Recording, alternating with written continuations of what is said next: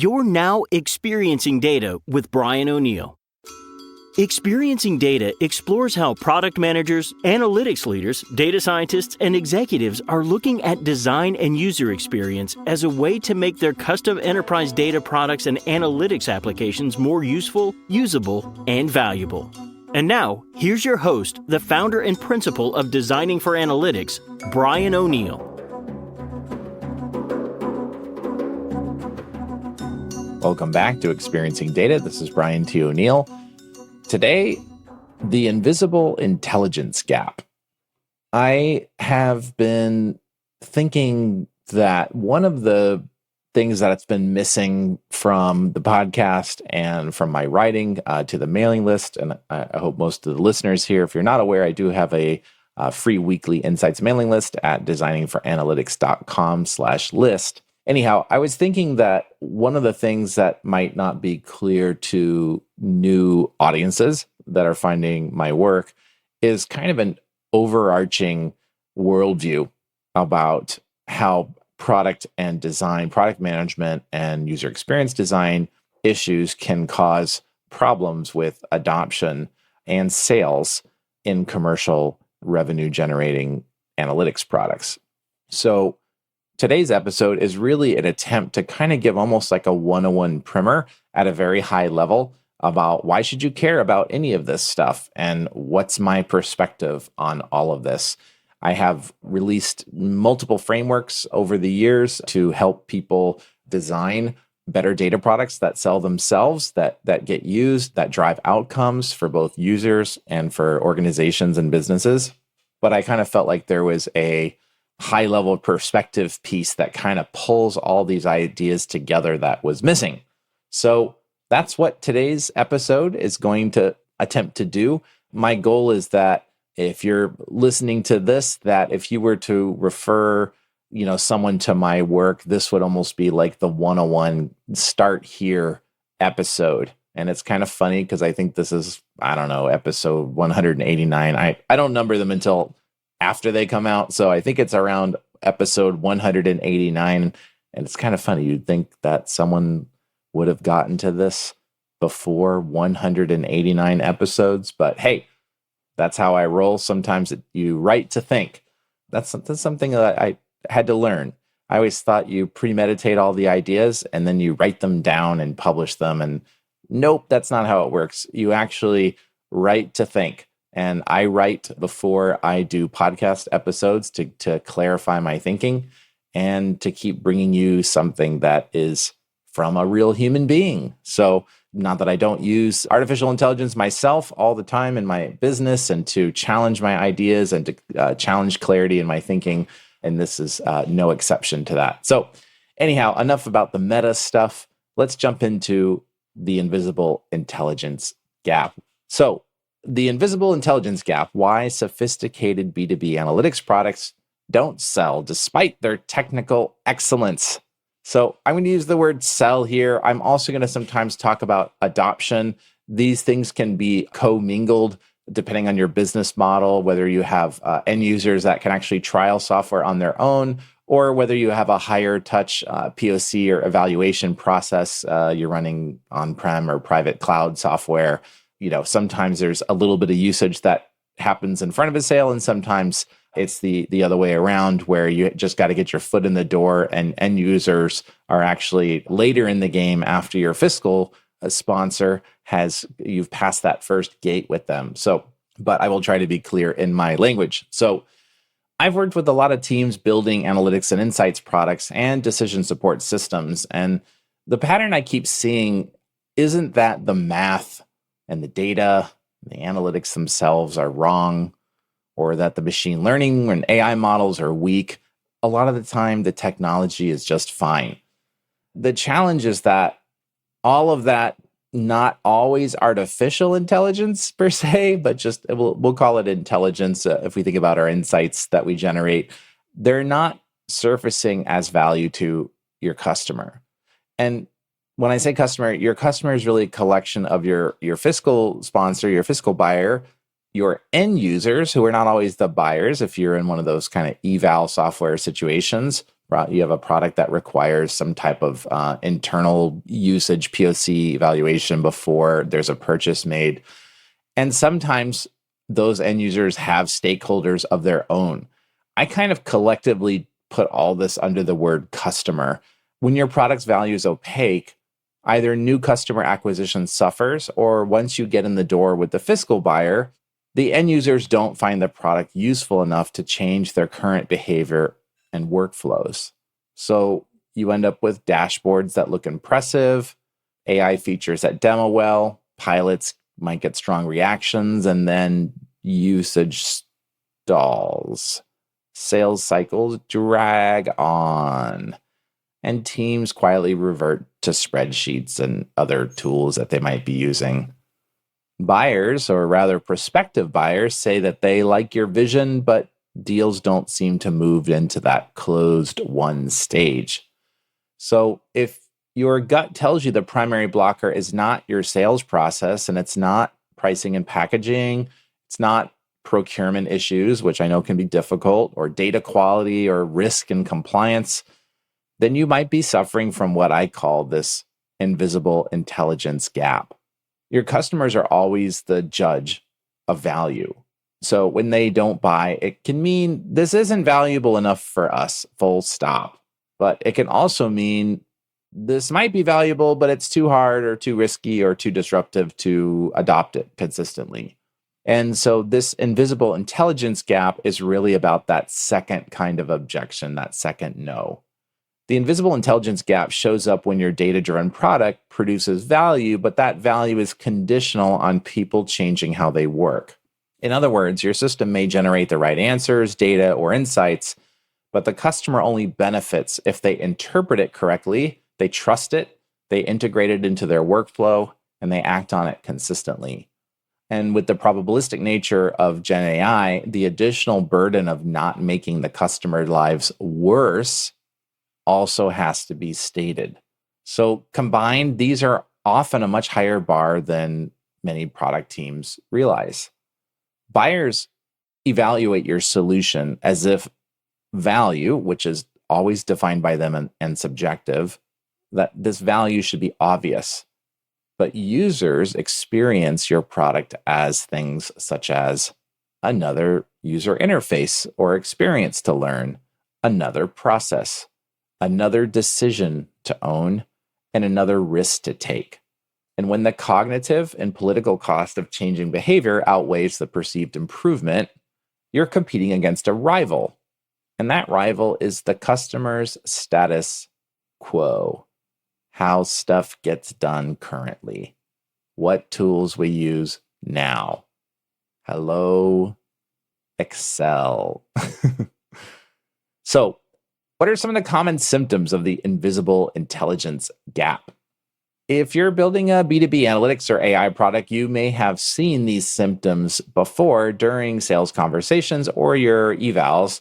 Examples look like long enterprise sales cycles despite strong demos, great pilot feedback that never seems to convert to a full rollout, dashboards that are verbally praised but rarely used or rarely seen or used for actual decisioning in the wild, requests for dashboards despite just having built an LLM-powered chat interface so they could talk to their data, back-channel Excel worksheets and requests for data exports that just won't die, users saying they trust your product's insights, models, and data, but in reality, these insights end up illuminating uncomfortable truths, processes, or company culture that isn't ready to change simply because those issues are now visible.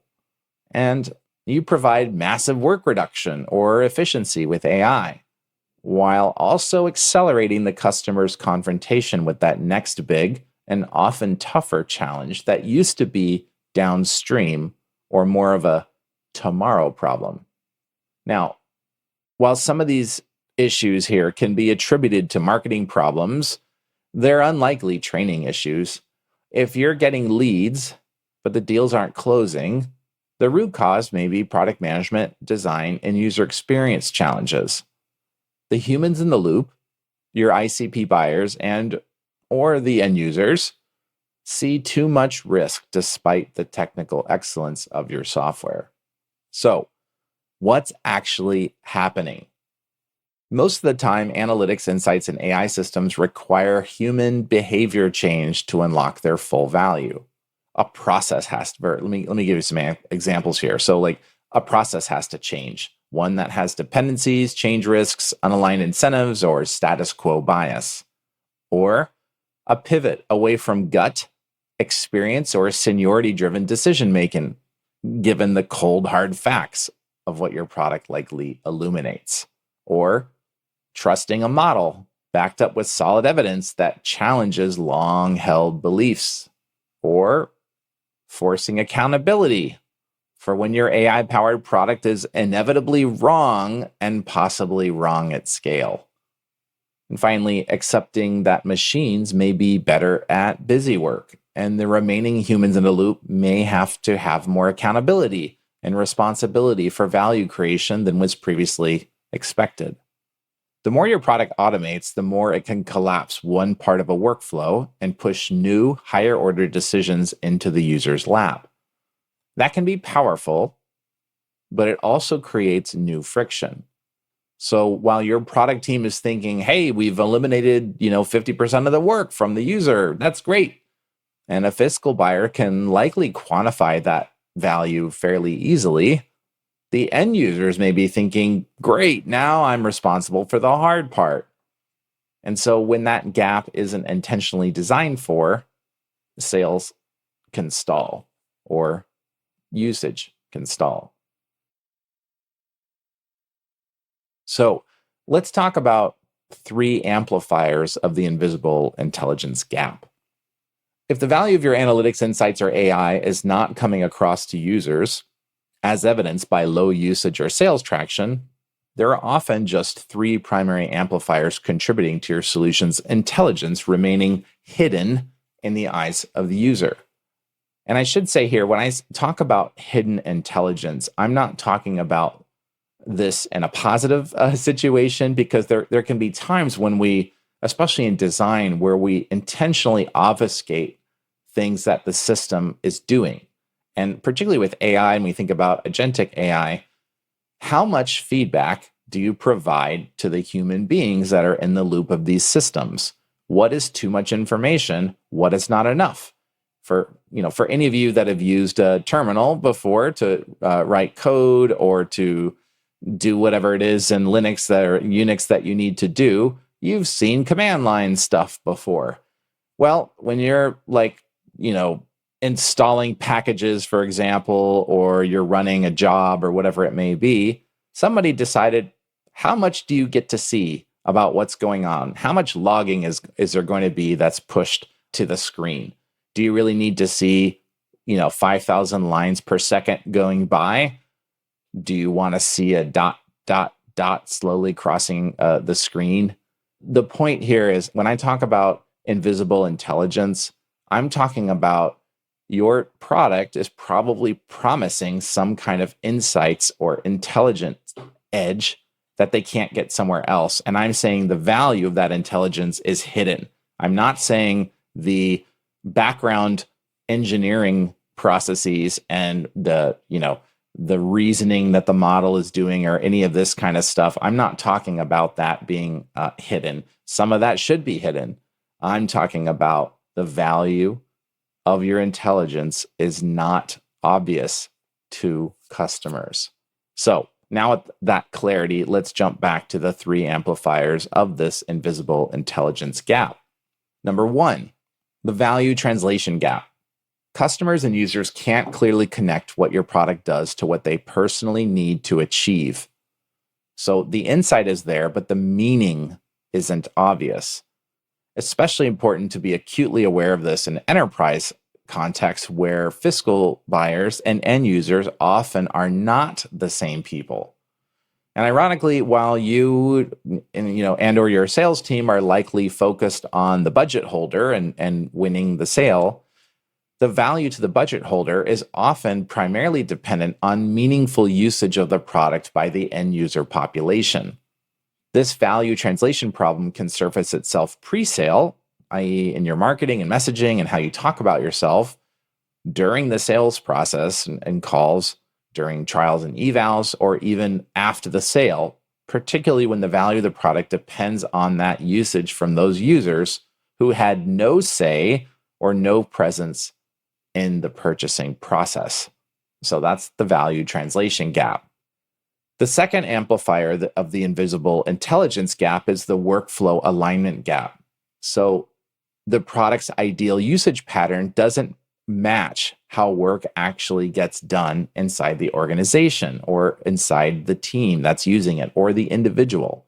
So using your product introduces friction or resistance to change or even inaction.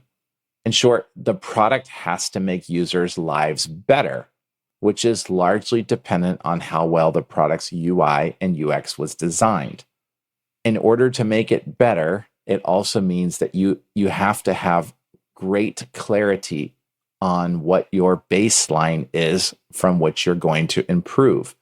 And this is what many founders can't tell me when we first do engagements is they might have talked to customers, but they've rarely actually observed customers using either their product or a competitor's product or their existing tool chain to really understand what the baseline is such that an improvement in that user's life could actually be objectively seen and the team could agree, did we or did we not make things better? So that's the workflow alignment gap. And the third amplifier of the invisible intelligence gap is the trust and control gap. So users don't fully understand how the product reaches conclusions, what its limits are, what data went into it or didn't go into it, or when and how to override any automated decisioning resulting from analytics data. So they hedge and they double check or they disengage. This can arise from a combination of feature-focused engineering, poor data visualization, what I call byproduct design as opposed to product design, rushed development where speed trumps quality, which itself is vaguely defined to begin with, and AI product and user lacking context of each other, and perhaps the root cause of many of these items, which is your team does not fully understand the problems, the attitudes, and the feelings of your target users and your ICP. So that's the trust and control gap. So what do we do about this? And what do we do about these amplifiers if you feel like one of those is representative of your situation? I'm so glad you asked. And fortunately, I have some solutions here, or at least I have some frameworks and some content that should help you. And as I was saying before, a lot of this actually is already available because I've worked on a lot of those pieces, but I didn't really have this invisible intelligence gap model to kind of bring it all together and how these things fit together into my worldview about how we make data products that sell themselves. So, how to solve the invisible intelligence problem? Well, if your gap problem is the value translation, so making your analytics, your charts, and your UI, your data visualization, all that kind of stuff worth paying for or worth renewing, as is sometimes the case, then one of my frameworks that might help is the CED framework. And that's easy to find on my website. You can also just go to designingforanalytics.com/CED, and you can either read about it or you can listen to it. I have both audio and written versions of that. So how can that actually help you, though? Let's get into that. Just in brief, since there's already an episode, I won't go deep here, but it is a user experience design framework for advanced analytics applications, and it's intended to help teams see beyond data visualization and turn your product really into an indispensable decision support aid. And so it really gets into this idea that a lot of products tend to surface evidence all over the place, but they're rarely providing conclusions that can actually drive decision making. And so much of why we provide analytics and insights is to influence decision making. So I have a worldview that our tools and our products need to be opinionated. They need to push for conclusions. And then only after that, provide evidence to back that up. And the third tier is really the raw data that goes into the evidence. So it's a 3-tier model. So that's the CED framework. The next gap problem, if you were trying to solve for workflow alignment, and that's the challenge you're having. So this is about aligning your product with how users do their jobs and do their work and what their needs are. The frameworks that are probably best for this is what I call FOWA, or the FOWA, flow of work alignment. So if you've been listening to this show for a long time, I actually just released these recently. So this is episode 187, and episode 188. And since I know you're listening to the podcast already, I know you know how to find those.